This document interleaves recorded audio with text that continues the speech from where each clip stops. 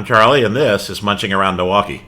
Munching Around Milwaukee is a podcast where we talk with local chefs, restaurateurs, foodies, and food influencers about our great, vibrant food scene here in Milwaukee. So today, my guest is David Marcus. David, Charlie, good to see you. Thanks for having me. It's David Benson. We're here for the Hair Club for Men advertisement after the show. This is where Jack really likes his position. So David is the CEO of the Benson Restaurant Group. Benson is one of the restaurant groups here in Milwaukee where, and here comes Tom, multiple restaurants. And this is one of the fascinating topics that I want to get into with you. But the Marcus name within the city of Milwaukee is well known. Multi-generation. How many generations do you go back? Well, we go back more than three, but three in Milwaukee, right. Operating businesses. Three in Milwaukee. And it's just the name Marcus is in hospitality. It's in the arts. It's in retail, restaurants, finance, real estate. It's all over, and quality is what goes hand in hand with anything the Marcus Group deals with. So that's a lot. That is a lot.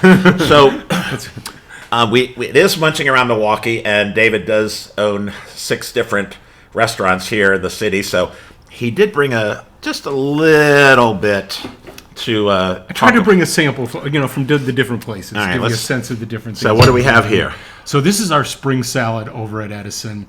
Okay. Our chef Adam Kemlin over there. This is a new dish he put on the menu. It's outstanding. It's got peas, asparagus, carrots, and a miso glaze. Jack, you want to take a little and pass that to Tom, and then we'll come back this way. All right, and then this is our lobster roll from Bridgewater. Okay. That one is that's outstanding. It's one of the favorites. Yes, it's a can't fail.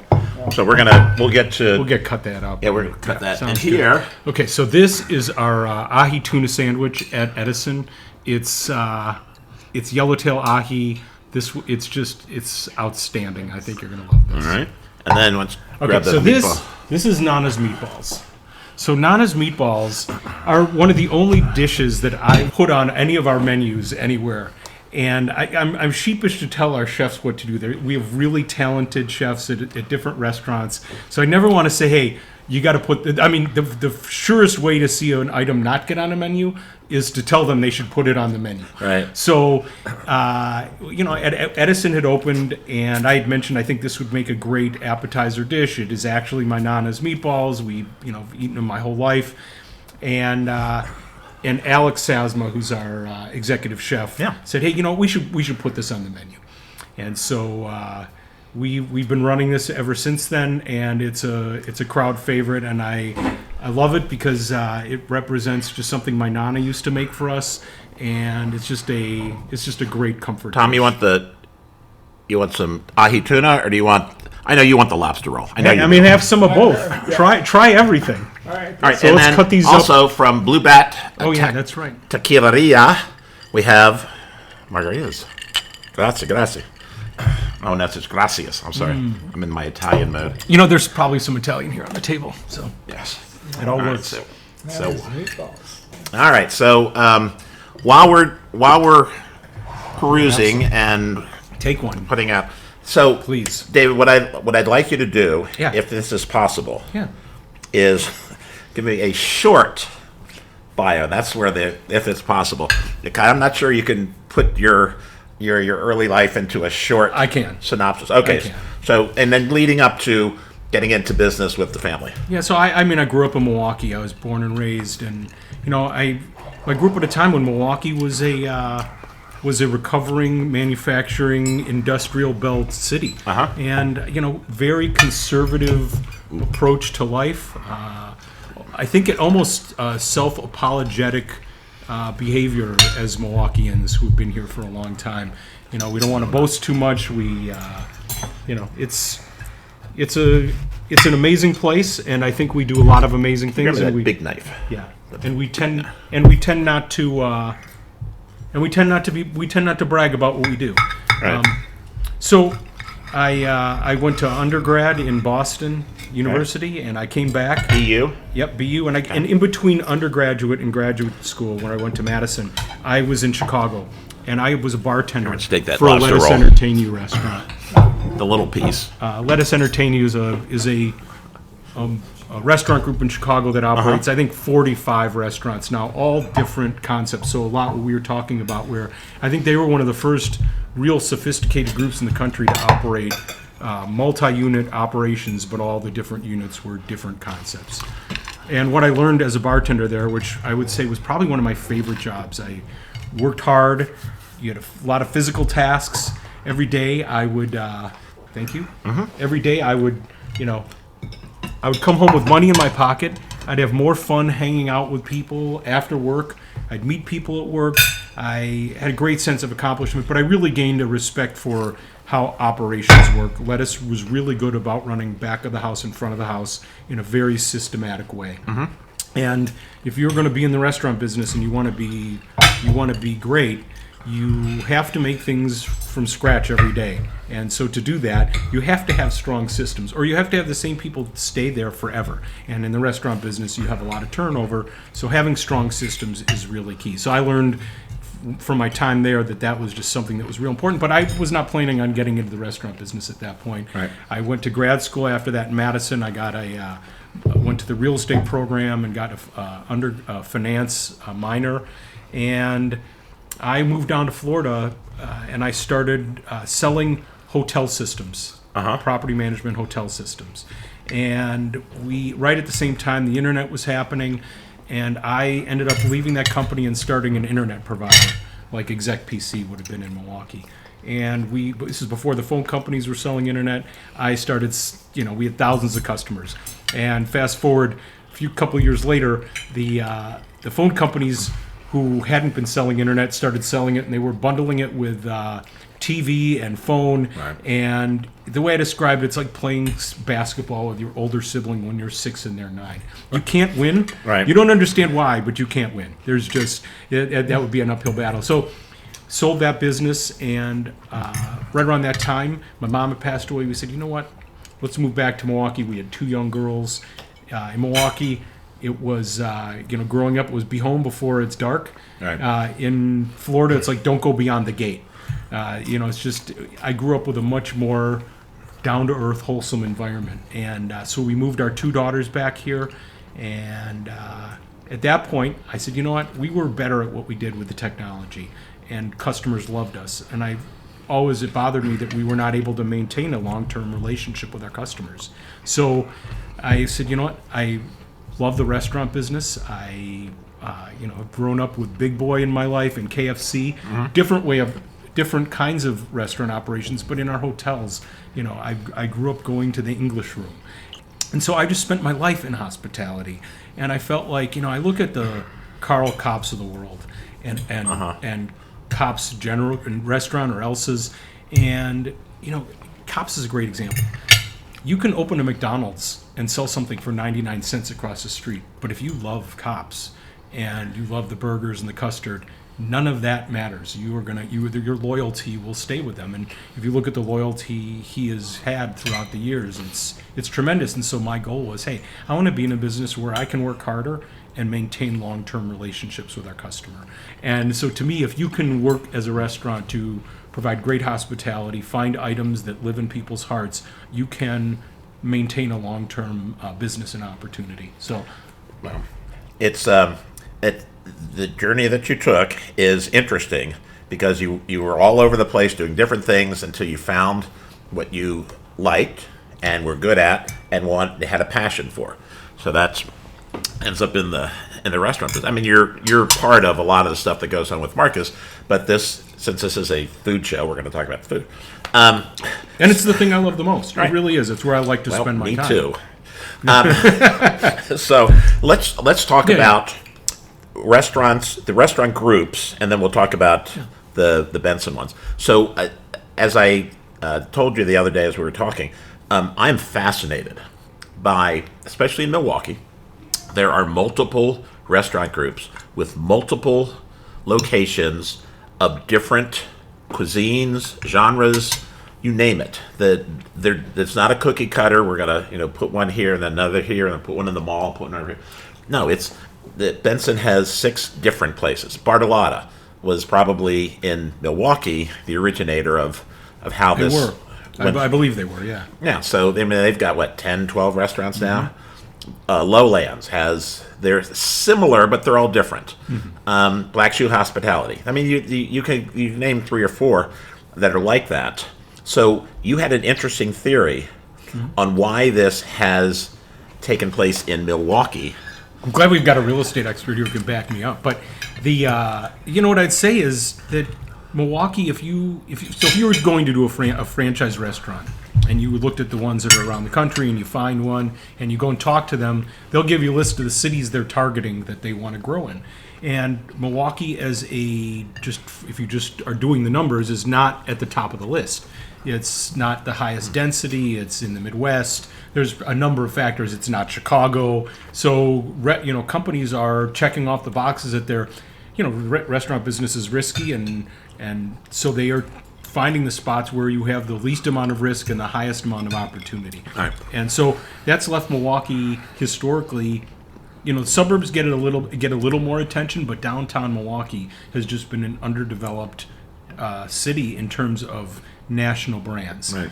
And so I think that really created the opportunity for originally Bartolotta to step out and say, hey, there's a lot going on around the country and world, food-wise, that is just not here. And they aren't going to come here. They aren't going to be here. If they're going to come here, it'll be so far down their list that by the time they get here, Jack, I'm not even meatball? sure they'll be. Yeah, and I don't know if anybody wants any of this spring salad, but it's outstanding. Hamburger. They'll force it down, I'm sure. I think that lack of investment by the Nationals created this opportunity that Bartolotta ran with, and for a while Bartolotta was really, I would say for a period was the only one, only because I'm not even sure they were defining it that way. Right. They were just doing what they were doing, and I think in this business, you have to. It's what you were talking about earlier. You got to be doing what you love. If you don't love this business, you don't want to be in it. It is hard. I think being a multi-unit operator, I've been thinking about this since our talk. One of the great advantages of being a multi-unit operator is we've got enough scale that we've got a team of people. Chris Adams and his team. Lisa Shell, who is our trainer, and we have so many areas of expertise that we have an advantage in, even during the pandemic, when having an administrative function was probably the biggest value you could have. If you were a mom and pop restaurateur running a single restaurant, and this holds true whether it was during the pandemic or any given weekend, when there is a shortage of labor, when there is a challenge, when there is a problem, you have to be on the front line in the restaurant. And so, when the pandemic happened, we had a strong accounting department, and our ability to apply for PPP money for our associates, that just allowed us to keep our boat afloat, so to speak. Right. We were treading water. You weren't making any money, but you were keeping your staff in place, which just seemed like something you could control, and there was a reward in that. It turned out that the biggest reward was that after the pandemic, when the labor markets tightened up, if you were a mom and pop who closed down and your team dispersed, you had a very difficult time rebuilding a team. If you had your team, you were able to keep it together, and there were times when that was challenging, even because everybody was. I remember one day I was. I was in Blue Bat Kitchen, and we were short-staffed, and they needed help bussing some tables. So I started grabbing some plates, and Chris Adams said, "Don't you touch those." And I said, "We need help." He's like, "I don't care. I see that as a sign of failure if you're doing that." And I'm like, "Well, we need the help," and and I appreciate his position on that, but that is where I have a huge advantage. And that is where this business, you have to love it, because until you get to the point of scale, you are really tied to the restaurant. Yeah. You are really tied to the operation. Where I say, if you see me cooking in the restaurant, we've got big problems. We won't talk about cooking skills. So let's talk about the specific restaurants. So this Margarita comes from Blue Bat Taqueria. So did you own it when it was Water Buffalo? I did. We did not create it. Okay. Joe and Angie Sorge, we partnered with them. We partnered with them back in, I want to say, 2010. And at that point, we had AJ Bombers, Water Buffalo, and Swig. Oh, yeah. And then I remember that. Since Yeah. from that Broadway, right? partnership, exactly. Yeah. And that's right where Bavette is right now. Right. And so we ultimately, with them, we opened as partners we changed Water Buffalo to Blue Bat Kitchen. We opened Smoke Shack. We opened Onesto. And then we ultimately closed Swig at the beginning of the pandemic, and then we did not reopen. Right. At that point, we had licensed Zaffiro's Pizza, and we had opened 2 locations with the movie theaters, with Marcus Theaters. But we were the franchisor, and the theaters were the operator. So as the franchisor, it was important to me to start building operational skills. That's the reason we partnered with Joe and Angie, is I felt like AJ Bombers really exemplified the same philosophy of be something that the product lives in people's hearts, focus on hospitality, and try and maintain a long-term relationship with the customer. And they were great operators. So that partnership launched Smoke Shack, and that had opened to a spot where it's like, and one of our philosophies is a food that's approachable. I don't want the menu to rub your nose in the menu and how important we are or how sophisticated we are. Right. I want you to look on the menu and want to order everything, and not have to Google anything to figure out what you're getting. And that's the goal. Right. And then I want you to eat the food and say, "Oh man, that is unbelievable." And I want people to be blown away at how much we care about the food we're producing. And so, it's Bombers, fit that mold, and Joe and Angie fit that mold. And so we did that with Smoke Shack, and it's barbecue, but we were doing it in an elevated way. We were when we started, we were doing whole hog, so we would only buy whole hog. Trouble is, you end up with a lot of sausage and very few ribs. Right. So actually, when we first opened, people were actually thought we didn't sell ribs, because every time they'd come in at night, they were always sold out from 5 o'clock on, because you just didn't have that many to sell. So ultimately, we moved away from that a little bit. But the idea that we were buying and smoking all our meats and not kyrovacking anything and just reheating it, which is the easier way and the probably more profitable way to do barbecue. And for a certain concept, that's great. But for how we want to approach things, we want to do things buy great proteins, have great cooking facilities. Like if you look at, so when we went on to do Bridgewater and Edison, we really feel that, having a wood-fired or coal-fired grill just gives you a tremendous advantage on your protein. When you walk in, you go, it's like even our on our public side, Mason Street Grill. When you walk into Mason, you walk in the garage at the Pfister and Mason Street Grill, you can just smell that wood fire. To me, my goal is to be approachable, buy great proteins. They should have great preparation, but it should lead with the idea that the protein is great, it's seasoned correctly or marinated well, and then put on a wood-fired or coal-fired grill or some other cooking mechanism that whether you're smoking meats overnight, and so that the idea of approaching it that way. Well, I have a couple of stories. So when we moved here in about 2010, which is right around the time Bombers got a national reputation because it won the burger battle on, was it the Food Wars? Food Wars, right? And my boys were like a senior and sophomore in high school, and they could not stop going to Bombers. We have to have the one that it won the award. It won and they'd watch it on TV, they had YouTube. And the thing that I loved about Bombers, well, there's two things. The airplane that comes down and swoops down and drops the peanuts on your table, they thought that was the coolest thing because, it's just dropping stuff and making a mess.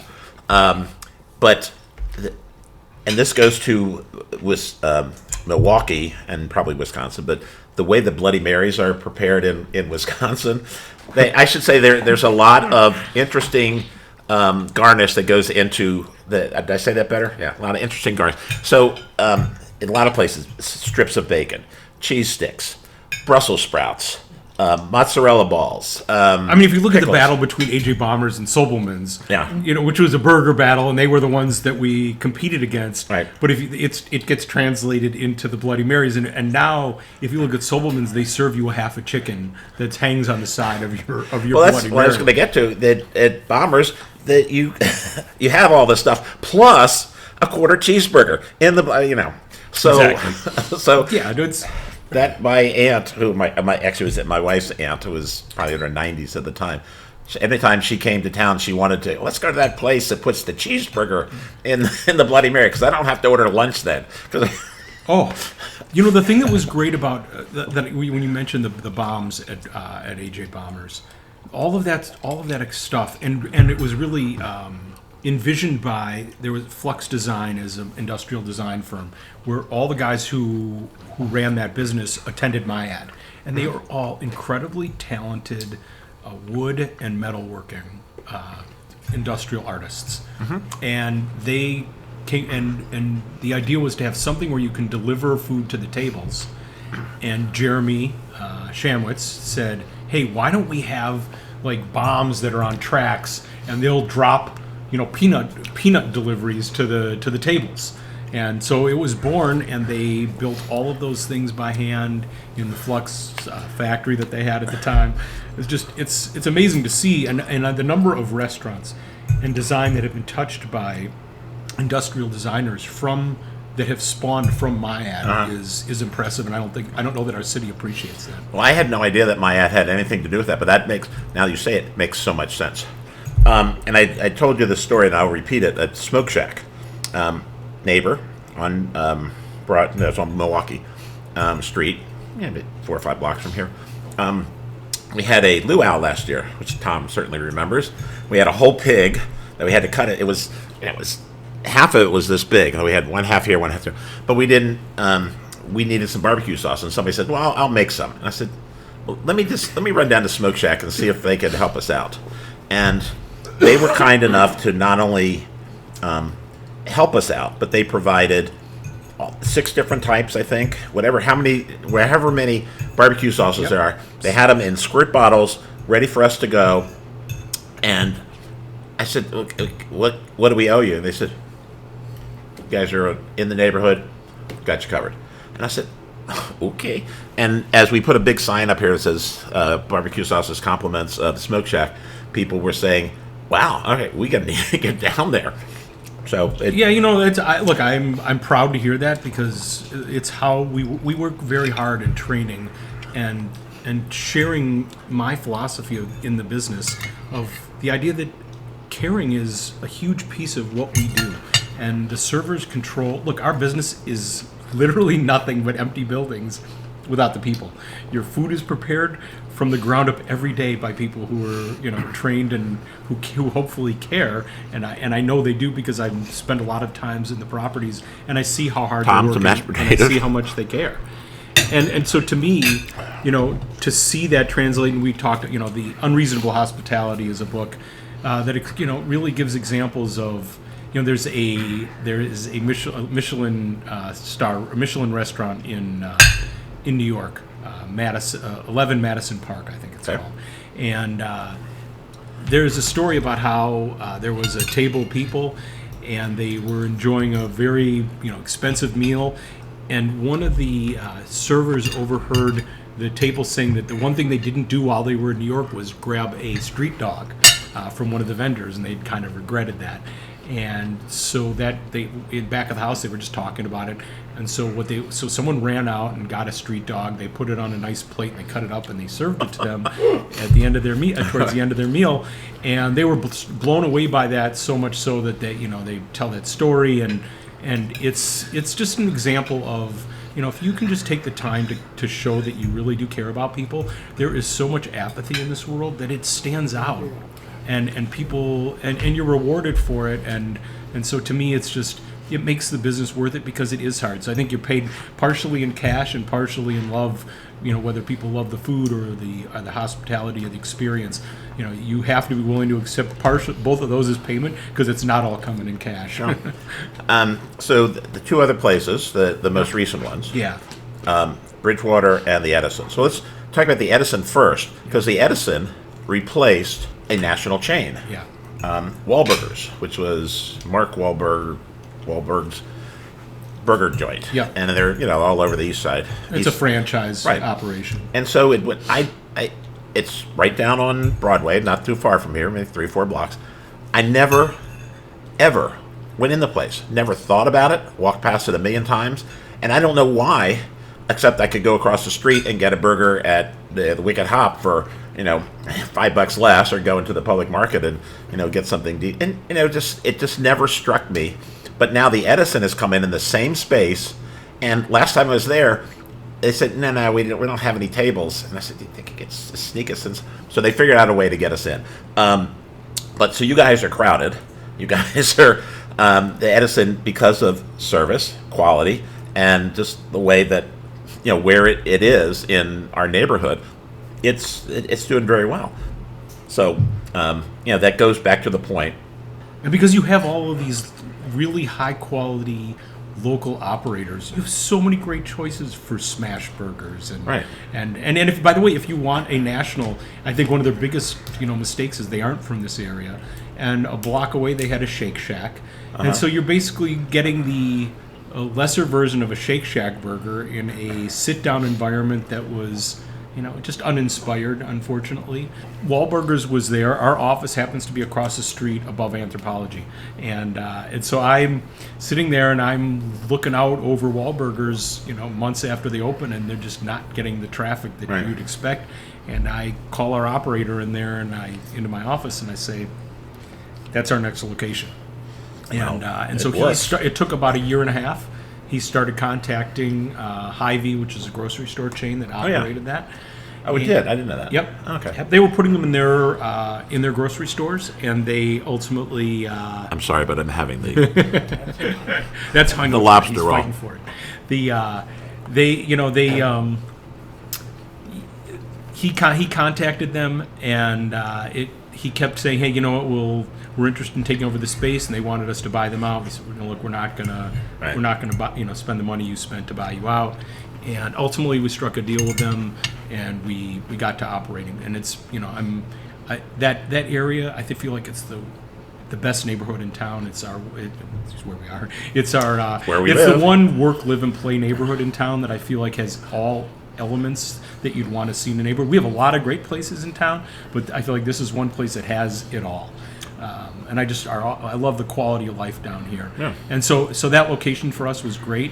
I think for me personally, Bridgewater and Edison, and I have a lot of pride in all of them, but my fingerprint is on those two because we really, when we had the opportunity to do Bridgewater, the Michaels Corporation, who had developed that property, came to us and said, would you be interested in operating in this space? And a gentleman named Blair Williams, who's a real estate developer in town, had suggested they talk to us. And I still, I always credit Blair to this day, because if it weren't for him, we would not have been in that project.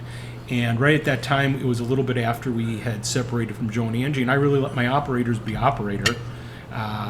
And I now had to say, we need to concept what we want to see go here. And so I really had to step up, and as a team, we said, let's concept what it should be.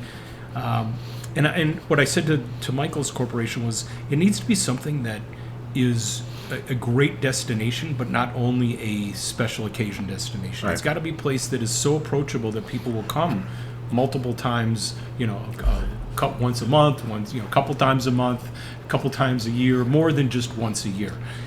Well, to that point, we came. I was there the first week, probably within the 2 or 3 days that it opened, because there'd been a lot of hoopla about it opening up. But my wife, Not far. anytime there's an event, when she has a luncheon, when she has a group, I said, well, let's go to Bridgewater, because the food is good. They get taken care of. Parking is easy. It's not too far away from here, what about a mile or so. And if she's been there once, she's been there 20 times in the last year. And that goes right back to your point. She wants to come back. And that atmosphere is unique. When those doors are open and you're on the water, and now I've got 10 slips, and we actually installed a... Oh, you have slips now? Oh, we have a dock cam. So on our website, there is it says dock cam right on the main page of Bridgewater, mke.com. And you can hit it at any time, and it's a camera sitting off the back of the building so you can see if there are slips available. Because the bigger boats don't want to meander all the way back there if they don't think they can get a spot. So we said, okay, well, let's put up a camera so people can see.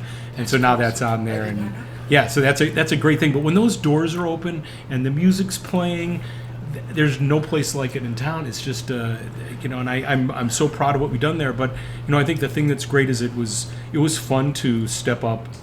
Well, I just yesterday, I downloaded and put in my calendar all of the music dates for Saturday jazz, Sunday afternoon. Is it Thursday? Happy hour? Thursday nights. Yep, happy. And so that's in my calendar. So I know when Ellen says, "Well, what do you want to do tonight?" I said, "Well, I got to Bridgewater. I got music tonight." You're better at promoting my businesses than I am. Well, I was talking to David. I said, "You really don't need to bring any menus or anything, because I can tell you pretty much the menu on all the places, because I've been there multiple times over the years, many, many times." So I appreciate that. Quality and the service. I mean, when we were at the Edison, I don't know, maybe a month or two ago, it was one of those, the first really nice spring days, and it was warm, and the sidewalk was bustling, and there was no room, and they figured out a way to get us in. I said, "Hold on, we can get you," and they did. They worked it out. So it was greatly appreciated, and it made me think, okay, they want to take care of us. I appreciate that. I always have confidence that the people will always be taken care of well. But the hospitality in me always wants to help where I can too. It's just that's either in your fiber. If you want to comp me something, I'm gonna. When you're hiring, it's a key to having the key is you got to train people, but you have to hire people with the heart, the hospitality heart. They have to want to care about engaging with other people, and they have to know the impact that they have on other people. I think people discount the impact in life that they have on their engagements in life and what happens on a day-to-day basis. I mean, when you have a good experience, I don't care where it is, at a restaurant, at a store. Yesterday I had an MRI done, and the radiology tech, he could have been a bartender or something, just how you doing, let me get you done, and it was so nice. I said, I feel like I want to tip the guy. And that's an environment that could be stressful, or could just be not the most fun experience. And having that just changes everything. But he was so great. His name was Jesse at Ascension St. Joseph. If anybody else needs an MRI, if you're looking to get an MRI, ask for tell Jesse I mentioned. Right. But no, it goes to service and having a great experience, making you not fear, not think that why am I here? It just made it painless, and I appreciate that. Look, I think it's a life lesson that I think people underestimate the effect they have on what happens day to day. Well, we've been chatting and munching for a while. I think we got a few more things. Sorry, I took the last of the lobster roll, but I didn't know what a party was going on in here. Well, this is kind of. I only see this side of the camera. People just show up and understand. Jack was running up and down the elevator. Just showed up. Tom is ubiquitous. He's always here. I heard Tom knows how to time the arrival with the food. Tom has been he's been trained well to can sniff out when the food is being served. So anyway, but thanks so much for Charlie. Thanks for having me. It's great. Oh, and I love, as you might be able to surmise, I do like the restaurants that you guys have. I appreciate many times over. I have not been to Bombers in a while since my boys have been here, so I need to get back to Bombers. Because they're still smashing burgers. The whole ecosystem of Bensons is wonderful, and I appreciate that, and appreciate the Marcus family and all they do for the city. I mean, you're involved in Goodwill, president of the board. That's incoming? correct. Yeah, I'm in chair of that board. Yes. Yeah, chair of the And board. they're doing and look, they're doing amazing work. And so some of the stuff, not really on the front page, but it's greatly appreciated and needed in our city.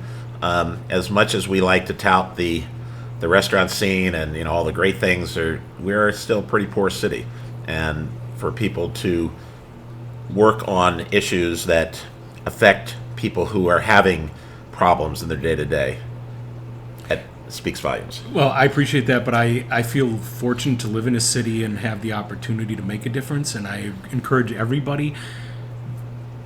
Milwaukee is a great place. If you want to make a difference, get involved in an organization. There's so many opportunities to help, and there's so much need in our city. And what you'll find is that you'll get a lot more back from it than you'll give, and it'll be the greatest reward to yourself you can give yourself. So, Charlie, Thanks thank so you. much. I appreciate it. Yeah, well, thanks so much for supporting Munching Around Milwaukee. Each week we talk to one of our great chefs, restaurateurs, foodies, or food influencers about what's happening with the food scene here in Milwaukee. So until next time, thanks for watching.